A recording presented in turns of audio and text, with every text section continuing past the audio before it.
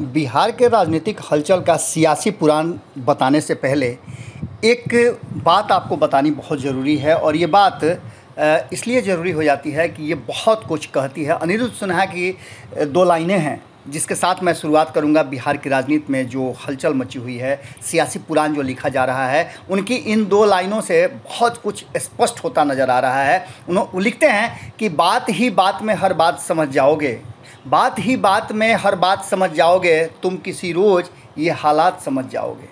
बिहार की राजनीति भी बिल्कुल इसी तरह से रोज़ अपने नए रंग रूप बदल रही है और इन रंग रूप बदलने वाली राजनीति में एक बात तो साफ नज़र आ रहा है कि कुछ तो है जिसकी पर्देदारी है और भीतर ही भीतर बड़े प्लान बनाए जा रहे हैं।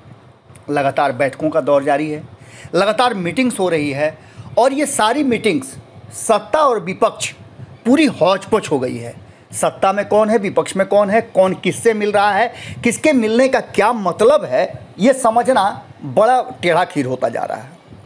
लेकिन जो राजनीतिक दल के नेताओं से बातचीत हो रही है, हमने आपको एक दिन पहले एक खबर बताई थी और खबर क्या, एक हकीकत बताई थी, जिस हकीकत में जनता दल यूनाइटेड के एक वरिष्ठ नेता जो कि उपेंद्र कुशवाहा के बहुत करीब हैं और अब तो वो जदयू के एक अभिन्न हिस्सा हैं, माधव आनंद की बात हमने सुनाई थी और देश और बिहार की राजनीति पर उनकी जो समझ है, हालांकि आप समझ सकते हैं कि एक लंबे समय तक आरएलएसपी को उन्होंने लीड किया है। उपेंद्र कुशवाहा के बाद दूसरे नंबर के नेता रहे हैं और ये कौन नहीं जानता है। कई ऐसी बातें थी जिसको लेकर के आरएलएसपी और माधव आनंद के संबंधों को जोड़ा गया था, लेकिन इसके आगे की कहानी हम बता रहे हैं। अब चाचा भतीजा की कहानी बहुत लंबी होती जा रही है और चाचा भतीजा की कहानी में बहुत सारी ऐसी बातें हैं जिसको लेकर के खासकर सत्ता में बैठी हुई और बिहार की सबसे बड़ी पार्टी भारतीय जनता पार्टी के भीतर खलबली मची हुई है। लगातार नीतीश कुमार कभी उठ करके राबड़ी आवास चले जाते हैं, तेजस्वी यादव, तेज प्रताप यादव राबड़ी देवी से मुलाकात करते हैं, तो कभी तेजस्वी यादव उठते हैं और नीतीश कुमार के पास चले जाते हैं। इसके पीछे की रणनीति और कहानी आप समझ सकते हैं। एक तरफ जब अमित शाह इस बात की घोषणा करते हैं कि इस देश में ई विधि से जातीय जनगणना होगी, उसके बाद से तो समझ लीजिए कि दोनों हाथ में लड्डू तेजस्वी यादव के मिल जाते हैं और वो नीतीश कुमार पर दबाव बनाना शुरू करते हैं और ये कहना शुरू कर देते हैं कि क्या भारतीय जनता पार्टी आपकी बात नहीं मान रही है? अगर नहीं मान रही है तो वहाँ कर क्या रहे हैं आप, हमारे साथ आ जाइए। अब इन सारी बातों को लेकर के जदयू की तरफ से कोई जवाब जब नहीं आता है और जवाब को टालने की कोशिश की जाती है, कहा यह जाता है कि हम तो तैयार हैं जातीय जनगणना कराने के लिए, भले ही केंद्र न कराए। तो इस बात पर भी सवाल खड़े होते हैं कि क्या नीतीश कुमार और भारतीय जनता पार्टी के बीच में संबंध ठीक नहीं है, दोनों एक दूसरे की नहीं सुन रहे हैं। कारण कि जब एक तरफ गृह मंत्री जनगणना की बात करते हैं तो उसमें एक कॉलम जोड़ने की बात को लेकर के बबेला मचा देते हैं तेजस्वी यादव और इस बात को लेकर के, जातीय जनगणना को लेकर के लगातार जो पिछले एक साल के लगभग डिमांड चल रहा है और कई वर्षों से ये मांग लालू प्रसाद ने और अन्य नेताओं ने रखी है, कई क्षेत्रीय दल लगातार भारतीय जनता पार्टी पर इसके लिए दबाव बनाते रहे हैं। ऐसी स्थिति में ये कहना बहुत ज़रूरी हो जाता है कि इस देश और बिहार की राजनीति में क्या कुछ हो रहा है, ये समझने समझाने की अब घड़ी आ गई है। एक तरफ आप देख रहे होंगे कि नीतीश कुमार लगातार भारतीय जनता पार्टी के साथ और भारतीय जनता पार्टी के ही भरोसे पर बिहार में मुख्यमंत्री हैं और ये कोई पहला नहीं है, पिछले कई वर्षों से 16 वर्षों से है, अगर बीच के कुछ कालखंड को छोड़ दिया जाए। इन सारी बातों को लेकर के जिस तरह से लगातार नीतीश कुमार के मंशा पर शक जाहिर किया जा रहा है, कहा यह जा रहा है कि नीतीश कुमार कभी भी पाला बदल देंगे, वहीं दूसरी तरफ दावे के साथ कहा जा रहा है कि 2025 तक नीतीश कुमार बिहार के मुख्यमंत्री हैं और रहेंगे। लेकिन ये कहना कोई तैयार नहीं है, सिर्फ भारतीय जनता पार्टी कह रही है कि हमारे नेता नीतीश कुमार है, जबकि भारतीय जनता पार्टी का भी एक पक्ष ये मानने के लिए तैयार नहीं है कि नीतीश कुमार को मुख्यमंत्री बिहार का रहना चाहिए। अपना मुख्यमंत्री भारतीय जनता पार्टी दे और नीतीश कुमार समर्थन करें, ये डिमांड लगातार उठ रही है। लेकिन इन सब बातों के बीच में जो एक नई कहानी लिखी जा रही है, इस कहानी में तेजस्वी यादव भी हैं और नीतीश कुमार भी हैं, साथ में उपेंद्र कुशवाहा भी हैं, तो जीतन राम मांझी भी हैं और जीतन राम मांझी हैं तो कहीं ना कहीं मुकेश सहनी भी हैं। ये सारे लोगों की जो सुर हैं वो एक तरफ जा रहे हैं। भारतीय जनता पार्टी बिल्कुल अलग थलग पड़ी हुई है। हालांकि भारतीय जनता पार्टी को चिराग पासवान का अभी भी समर्थन प्राप्त है, जबकि चिराग पासवान के चाचा, जिनको भारतीय जनता पार्टी ने अपने केंद्रीय मंत्रिमंडल में स्थान दिया, यहाँ तक कि एमएलसी के जो 24 स्थानीय निकाय के चुनाव हुए उसमें भी एक स्थान दिया, और उसके बावजूद भी उनकी लॉयल्टी कहीं ना कहीं नीतीश कुमार की तरफ दिख रही है। और जिस चिराग पासवान को कुछ भी नहीं दिया गया, वो आज भी भारतीय जनता पार्टी, अमित शाह और नरेंद्र मोदी के साथ अपने संबंधों को लेकर के मजबूती के साथ कहने से गुरेज नहीं करते हैं। इन सारी परिस्थितियों को देखते हुए एक और शख्स जो कि लगातार कई सवालों का जवाब दे रहा है और राजनीतिक रूप से काफ़ी चर्चा में है, वो है प्रशांत किशोर। कल तक राजनीतिक दलों के लिए रणनीतियाँ बनाया करते थे, अब अपने लिए रणनीति बनाने लगे हैं। एक बड़ी पुरानी कहावत हमारे बिहार में है कि तबला जो है वो कहीं और अलग बजता है, लेकिन तबला जब हाथ में आ जाता है तो बजाना बड़ा मुश्किल होता है। ये प्रशांत किशोर के लिए कहा जाता है कि दूसरे के लिए करना बहुत आसान होता है, अपने लिए वही चीज़ें करना बड़ा मुश्किल होता है। इन सारी परिस्थितियों को देखते हुए एक बात तो तय मान के चलिए कि बिहार की राजनीति में बहुत कुछ हो रहा है।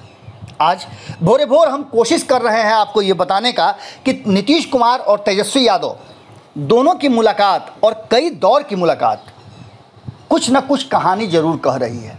ये सामान्य सा नेता सदन और नेता प्रतिपक्ष की नहीं है, सरकार के मुखिया का और विपक्ष के मुखिया का ये संवाद सिर्फ नहीं हो सकता है, क्योंकि इसके पहले मुलाकातें होती रही हैं और उन मुलाकातों से बहुत सारी बातें बाहर निकल करके आती रही हैं। लेकिन कहीं ना कहीं भारतीय जनता पार्टी और नीतीश कुमार के संबंधों में दाल गलाने की कोशिश विपक्ष कर रहा है। हालांकि एक बात और है कि नीतीश कुमार इतने आसान नहीं है और हलवा नहीं है कि कोई भी उनको लपक लेगा और गपक लेगा। नीतीश कुमार राजनीतिक रूप से एक बड़े शातिर खिलाड़ी माने जाते हैं। कहा जाता है कि चाणक्य जैसी बुद्धि उनकी राजनीति में बड़ी तेज़ी से चलती है। नीतीश कुमार लगातार बिहार की राजनीति में लालू प्रसाद के बाद, या फिर अब कहा जाए कि लालू प्रसाद को छोड़ भी दिया जाए तो बिहार में नंबर 1 के नेता हैं, जो बिहार के नस नब्ज को अच्छी तरह से पढ़ते और समझते भी हैं।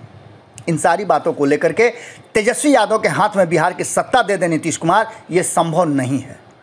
ऐसा हो सकता है कि नीतीश कुमार अपने दूसरे विकल्प की तैयारी में हो। अगर भारतीय जनता पार्टी के साथ उनके संबंध नहीं रह पाए, नहीं टिक पाए, तो ऐसी स्थिति में तेजस्वी यादव उन्हें बाहर से सपोर्ट करें या फिर उनके साथ भी रह करके सपोर्ट करें, लेकिन मुख्यमंत्री नीतीश कुमार ही रहें। ये सारी बातें आप समझ सकते हैं। और इसके लिए भी शायद नीतीश कुमार, जैसा कि भीतर खाने में चर्चा चल रही है, कि तैयार नहीं है। लेकिन ललन सिंह, उपेंद्र कुशवाहा और आरसीपी सिंह को थोड़ा किनारे कर दिया जाए तो ये सारी बातें एक तरफ नज़र आती हैं कि क्या प्रशांत किशोर उसी कड़ी का हिस्सा हैं जो लगातार रणनीतियाँ बना रहे हैं और बिहार में ये जानने का कोशिश कर रहे हैं कि नीतीश कुमार में अभी कितना मादा बचा है बिहार को लीड करने का। एक तरफ तेजस्वी यादव जो कि लगातार कहीं ना कहीं अपने प्रभाव को बढ़ा रहे हैं और सिर्फ एक क्षेत्र के चुनाव, बोचहा के चुनाव ने उन्हें काफ़ी हिम्मत दी है। हालांकि इस हिम्मत के बाद बिहार की राजनीति में ये अस्थाई काम हो गया है, अस्थाई उनको जनाधार मिल गया है। ये कहना थोड़ा जल्दबाजी होगा, क्योंकि जिस समाज की बात की जा रही है उस समाज में भले ही अपने लिए बहुत कुछ नहीं कर पाए हों, लेकिन आशुतोष कुमार ने, भूमिहार आशुतोष कुमार की मैं बात कर रहा हूँ, उन्होंने तेजस्वी यादव को सपोर्ट करके, और ये समय उनका बहुत ही मौजूद था जब उन्होंने तेजस्वी यादव को बोचहा में सपोर्ट किया और बोचहा में भूमिहार, जो कि कई भारतीय जनता पार्टी से नाराज़ चल रहे थे, तत्काल ही भारतीय जनता पार्टी ने अपने भूमिहार कैंडिडेट को एमएलसी चुनाव से वंचित कर दिया था। इन सारी बातों को लेकर के, और वहीं मुजफ्फरपुर के इर्द गिर्द जो भूमिहारों का एक वर्चस्व है, जिसमें सुरेश शर्मा की भी एक अहम भूमिका थी, ये सारे लोग मिल करके अगर भारतीय जनता पार्टी के विरुद्ध में या भारतीय जनता पार्टी को उसकी असली औकात बताने के लिए तैयारी कर दिए थे, तो ये एक बड़ा पहलू हो सकता है। Tejashwi Yadav A to Z की बात करते हैं, लेकिन क्या A to Z आज भी उनके साथ खड़ा होने के लिए तैयार है? ये एक सवाल बड़ा है और इस सवाल का जवाब ढूंढते हुए यदि वो नीतीश कुमार के पास जाते हैं, जातीय जनगणना में एक बार फिर से दोनों साथ आने की कवायद करते हैं, तो ये बात समझ में आती है कि ये भारतीय जनता पार्टी पर दबाव बनाने की प्रक्रिया ही मात्र है। क्या नीतीश कुमार तेजस्वी यादव के हाथ में बिहार का मुस्तकबिल देने के लिए तैयार होंगे? ये एक बड़ा सवाल है और इस सवाल का जवाब आपको 2017 बेहतर तरीके से देगा।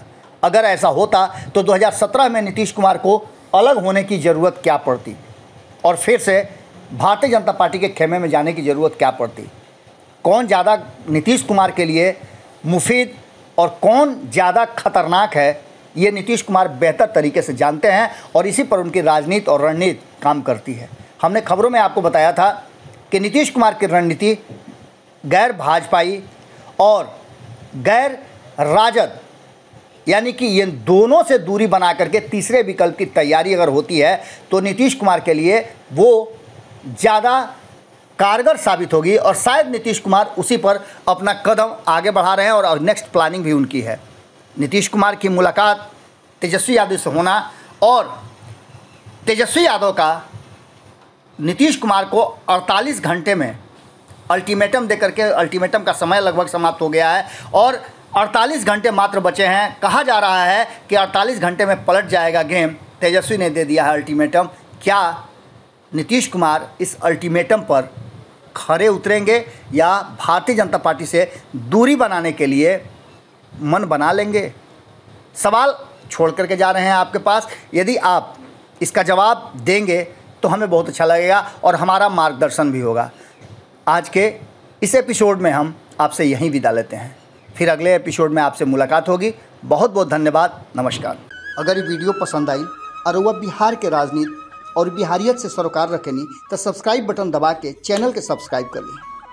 ओजे एगो घंटी बा, ओकरा बटन दबा देला से कुल सटीक और मारक खबर रुआ मुफ्त में मिल जाई। अगर रुआ पत्रकारिता के हमनी के नया प्रयोग में सहयोग कर चाहतानी तो ज्वाइन बटन दबा दी।